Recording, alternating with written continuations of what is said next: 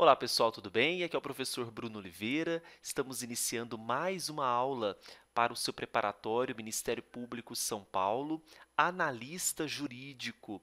Vamos hoje tratar das questões de números 55 a 60. É o nosso encontro de número 4, esse é o primeiro bloco, onde resolveremos questões sobre os crimes eleitorais. Se você ainda não faz parte do grupo de alunos que adquiriram o curso de questões comentadas de direito eleitoral para o MP São Paulo, basta entrar pelo site www.eleitoralcombruno.com.br. Vamos então às questões. Questão primeira, 55, foi cobrada pela Banca Vunesp em 2018. Atenção! A respeito das disposições penais do Código Eleitoral, vamos marcar a correta. A. Constitui crime dar, oferecer, prometer, solicitar ou receber para si ou para outrem dinheiro, dádiva ou qualquer outra vantagem para obter ou dar voto e para conseguir ou prometer abstenção, desde que a oferta seja aceita. Esse é o crime de corrupção eleitoral previsto no artigo 299 do Código. Qual que é o problema dessa letra A? O problema dela é o finalzinho, desde que a oferta seja aceita. Não. Na verdade, ainda que a oferta não seja aceita, estará configurando também o crime de corrupção. Então, não precisa da oferta ser aceita para configurar o crime do artigo 299 do Código Eleitoral. Tudo bem? Esse 299 ele sempre está caindo em prova. Então, é importante que nós tenhamos muita atenção com o 299. B. Constitui crime rubricar e fornecer a cédula oficial em outra oportunidade que não a de entrega desta ao eleitor. Certo ou errado? Nós temos um crime eleitoral com essa conduta? Temos. É o crime do artigo 308 do Código Eleitoral. Letra C. Constitui crime diminuir os preços de utilidades e serviços necessários à realização de eleições, tais como transporte e alimentação de eleitores, impressão, publicidade e divulgação de matéria eleitoral. E aí, é crime diminuir os preços de utilidades e serviços à realização de eleições? A previsão do Código, principalmente no que tange o artigo 303, ele não fala de previsão de crime eleitoral para quando há uma diminuição de preços de utilidades e serviços. Pelo contrário, o que nós temos é uma majoração. Então, se eu tenho um aumento dos preços de forma que é destinado esse aumento por conta das eleições, essa majoração, aí sim acarreta a previsão do 303. Letra D. Constitui crime observar a ordem em que os eleitores devem ser chamados a votar. Não. Se eu observo a ordem, eu estou indo a favor da legislação eleitoral. O que seria crime é inobservar a ordem em que os eleitores precisam ser chamados a votar. Também está falso. Artigo 306 do Código. Letra E. Constitui contravenção penal perturbar ou impedir de qualquer forma o alistamento. Não. Essa ação de impedir o alistamento é um crime eleitoral e não uma contravenção penal, porque está previsto também no capítulo dos crimes eleitorais, segundo o artigo 293 do Código. Então, qual que é o gabarito aqui? É a letra B. Previsão do crime do 308. Questão 56. Assinale a alternativa correta sobre o crime tipificado no artigo 350 do Código, omitir em documento público ou particular declaração que dele devia constar ou nele inserir ou fazer inserir declaração falsa ou diversa da que devia ser escrita para fins eleitorais. Então, nós temos aqui o crime do artigo 350, onde nós temos a omissão em documento público ou particular, declaração que dele devia constar ou inserir nesse documento ou fazer inserir declaração falsa ou diversa. Então, vamos ao código. Vamos abrir esse código no artigo 350.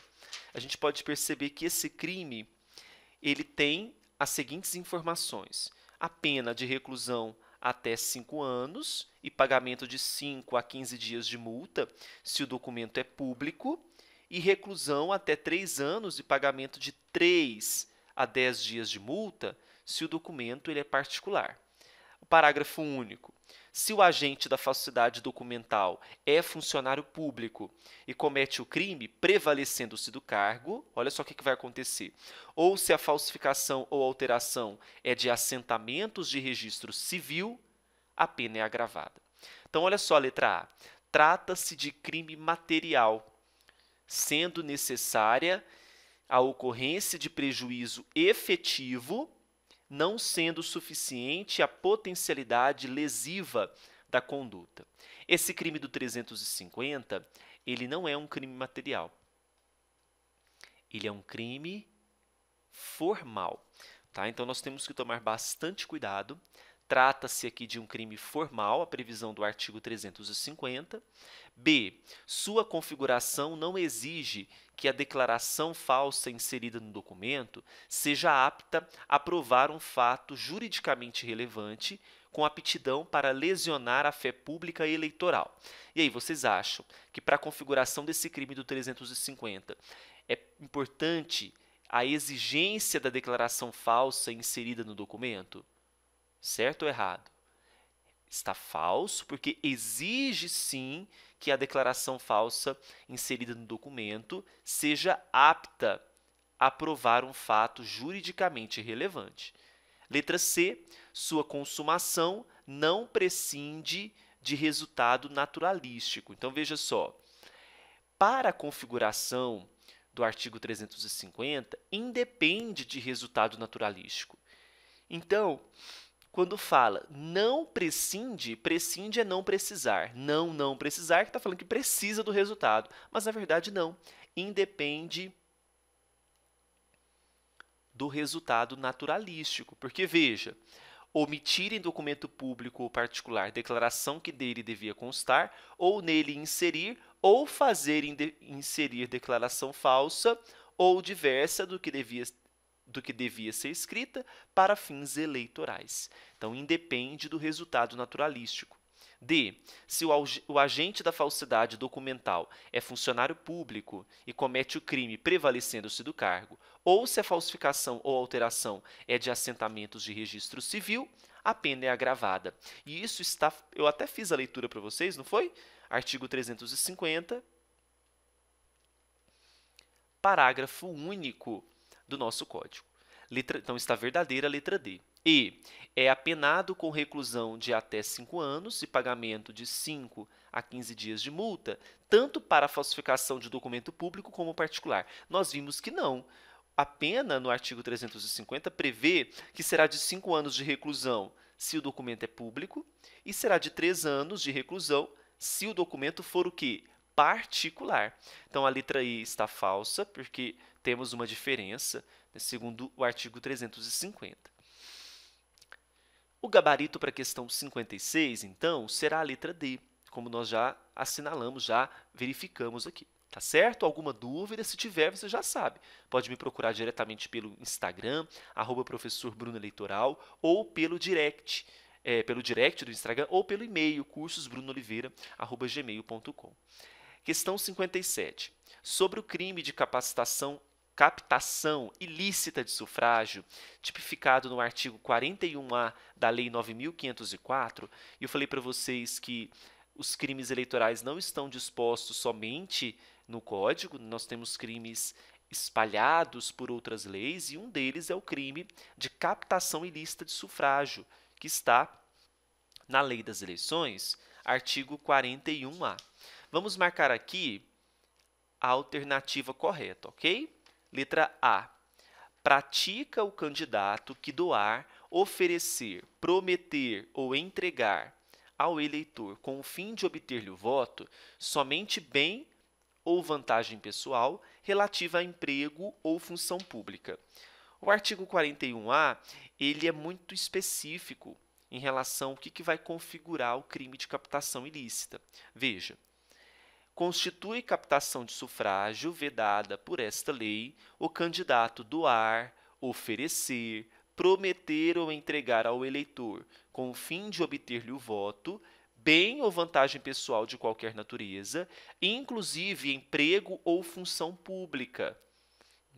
Então, perceba, somente bem ou vantagem pessoal? Não, diz aqui bem ou vantagem pessoal de qualquer natureza. Então, a letra A ela está falsa, segundo o artigo 41A. Eu não vou continuar a leitura do 41A, porque em alguns momentos nós vamos precisar voltar. Letra B. O prazo para interposição de recurso contra decisões proferidas para o crime em questão será de 5 dias, a contar da data da publicação do julgamento no Diário Oficial. E aí, pessoal, o que vocês acham? O prazo para interpor recurso é de 5 dias? Não. O prazo será de quantos dias? 3 dias. Isso está muito também específico no parágrafo 4º do artigo 41A. Então, está falsa a letra B. Letra C. Pratica o candidato que doar, oferecer, prometer ou entregar ao eleitor, com o fim de obter-lhe o voto, bem ou vantagem pessoal de qualquer natureza, inclusive emprego ou função pública, antes mesmo do registro da candidatura até o dia da eleição. O artigo 41A prevê que esse crime de captação ilícita ele vai ter início, um termo inicial, desde o registro da candidatura até o dia da eleição. Então, aqui fala, antes mesmo do registro de candidatura, configura captação ilícita? Não.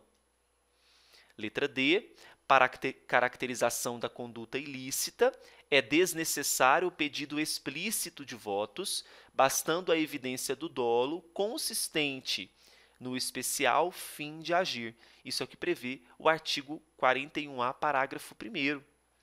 Então, olha que interessante. Para caracterizar essa conduta ilícita, é desnecessário o pedido explícito de votos, bastando a evidência do dolo, ou seja, o especial fim de agir, a intenção de agir. Letra E, as sanções de cassação do registro ou do diploma, além da multa, previstas para o crime em questão, não se aplicam contra quem praticar atos de violência ou grave ameaça à pessoa, com o fim de obter-lhe o voto. Falso. Por que é falso? Parágrafo 2º. O parágrafo 2º do 41A diz que essas sanções do crime de captação ilícita aplicam-se contra quem praticar atos de violência ou grave ameaça à pessoa com o fim de obter-lhe voto. Então, qual que é o gabarito para a questão 57? Nós já encontramos que é a letra D, não é mesmo? 58. Considere a seguinte situação hipotética.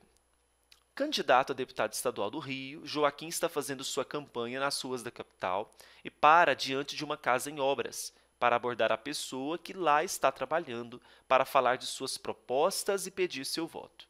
Antônio, o proprietário do imóvel, que lá está trabalhando, diz para Joaquim que votaria nele caso ele lhe fornecesse 5 sacos de cimento. No dia seguinte, preposto de Joaquim, entrega os sacos de cimento solicitados, sendo os fatos presenciados por vizinho de Antônio, que comunica o ocorrido ao juiz eleitoral, o que acarreta a instauração de inquérito. No curso do inquérito, apura-se que Antônio possui condenação criminal transitada em julgado e atualmente encontra-se em período de prova de sursis. A respeito de tais fatos, é correto afirmar que... Então, olha, será que nós temos aqui a configuração do crime de corrupção? Todos os atos levam a crer que sim, mas tem um detalhe nessa questão 58 que afasta, segundo o entendimento do próprio TSE, o crime de corrupção eleitoral. Sabe por quê? Olha só, ele foi condenado criminalmente e transitou em julgado. A Constituição, no artigo 15, prevê que nas condenações criminais transitadas em julgado, o que nós temos? A suspensão dos direitos políticos. E o próprio Tribunal Superior Eleitoral, ele entendeu que uma vez que eu tenho um eleitor que está com seus direitos políticos suspensos, nós não podemos falar em corrupção eleitoral, porque esse eleitor ele não estaria apto para votar. Então, olha só a jogada e o entendimento do Tribunal Superior Eleitoral. Além disso, se faz também necessário entender a previsão do próprio Código Penal a respeito desse processo. Vamos abrir aqui o Código Penal e eu gostaria de fazer a leitura com vocês do artigo número 17. Então, vamos a ele. Olha só. Não se pune a tentativa quando por ineficácia absoluta do meio ou por absoluta impropriedade do objeto, que é o caso, uma vez que eu tenho um eleitor com os direitos políticos suspensos, é impossível consumar-se o crime. Então, bem, desta maneira, nessa questão 58, você vai observar que a única alternativa que melhor responde é a letra E. Olha, se exige para a configuração do ilícito penal que o corruptor eleitoral passivo seja uma pessoa apta a votar, que não é o caso. E como Antônio está com seus direitos políticos suspensos em razão de condenação criminal transitada em julgado, não havendo, então, que se falar em violação à liberdade do voto, motivo pelo qual a conduta de Joaquim é atípica. Então, nós temos que prestar atenção aqui em 3 artigos relevantes. O 299, este do Código Eleitoral, o artigo 17 do Código Penal e o artigo 15 da Constituição Federal. Então, o gabarito para a questão 58 é a letra I, por impropriedade de objeto, né, conforme prevê o Código Penal, nós não temos a configuração do crime de corrupção. 59. Usar de violência ou grave ameaça para coagir alguém a votar ou não votar, nós temos aqui votar ou não votar, em determinado candidato ou partido, ainda que os fins visados não sejam conseguidos. É crime eleitoral ou não? É crime. Se é crime, nós temos que observar, nós vamos eliminar a letra A e a letra B. A letra C fala que é crime, pune-se com advertência, nós não temos essas penalidades dentro das penas do crime eleitoral. Ou será detenção ou reclusão e multa. Esse crime de usar de violência ou grave ameaça está no artigo 301 do Código. Vamos a ele? Então, Código Eleitoral, artigo número 301. Olha só o que ele prevê. Usar de violência ou grave ameaça para coagir alguém a votar ou não votar em determinado candidato ou partido, ainda que os fins visados não sejam conseguidos, pena, reclusão até 4 anos e pagamento de 5 a 15 dias de multa. Então, é crime e é reclusão e multa. Gabarito questão 59, letra I. Tudo bem? Questão 60. O crime de corrupção ativa e passiva eleitoral, tipificado no artigo 299 do Código, é um crime formal ou um crime material? Primeira informação que nós temos que observar aqui. Será um crime formal. Então, vamos eliminar a letra A, eliminar a letra D. A letra B prevê o seguinte: é um crime formal, caracteriza-se com a promessa de vantagem que não precisa ser aceita, sendo necessária que a solicitação ou recebimento de dinheiro, dádiva ou qualquer outra vantagem se vincule à promessa do voto e sua consumação independe do resultado das eleições. B. Crime formal, tem como objetividade jurídica o livre exercício do voto, caracteriza-se com a promessa de vantagem que não precisa ser aceita e sua consumação depende do resultado das eleições. E a letra E, crime formal, caracterizando-se com a promessa de vantagem que não precisa ser aceita, sendo desnecessária que a solicitação ou recebimento de dinheiro, dádiva ou qualquer outra vantagem se vincule à promessa do voto e sua consumação independe do resultado das eleições.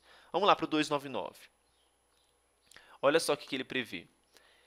Dar, oferecer, prometer, solicitar ou receber para si ou para outrem dinheiro, dádiva ou qualquer outra vantagem para obter ou dar voto. Então, olha só, para obter ou dar voto.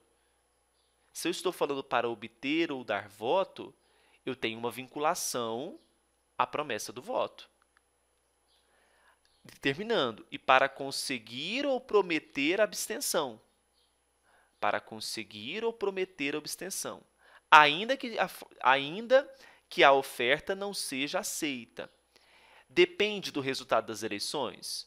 Não depende, porque nunca a gente vai saber se aqui, o ato de corrupção, no caso, quando ele promete que vai votar, se aquele voto vai ajudá-lo a vencer as eleições. Não tem como a gente garantir isso no cenário atual. Então, independe do resultado das eleições.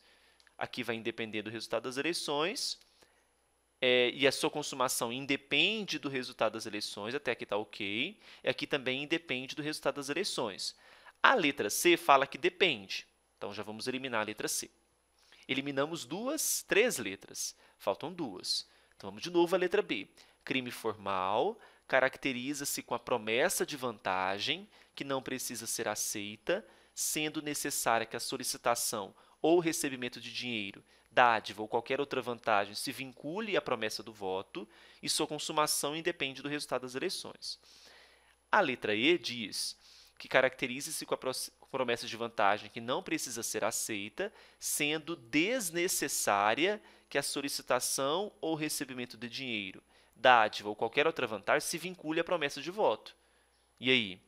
É desnecessário a solicitação ou recebimento de dinheiro ou é necessário? É claro que é necessário. Está previsto no 299. O 299 é muito claro ao afirmar que é necessário que essa solicitação ou recebimento de dinheiro, dádiva ou qualquer outra vantagem se vincule à promessa de voto. Ok? Então, o gabarito para essa questão 60 será a letra B. A gente fecha, então, o nosso primeiro bloco, as primeiras 6 questões. Qualquer dúvida que você tiver, é só entrar em contato conosco pelo e-mail cursosbrunooliveira@gmail.com e vamos agora para o segundo bloco. Até lá!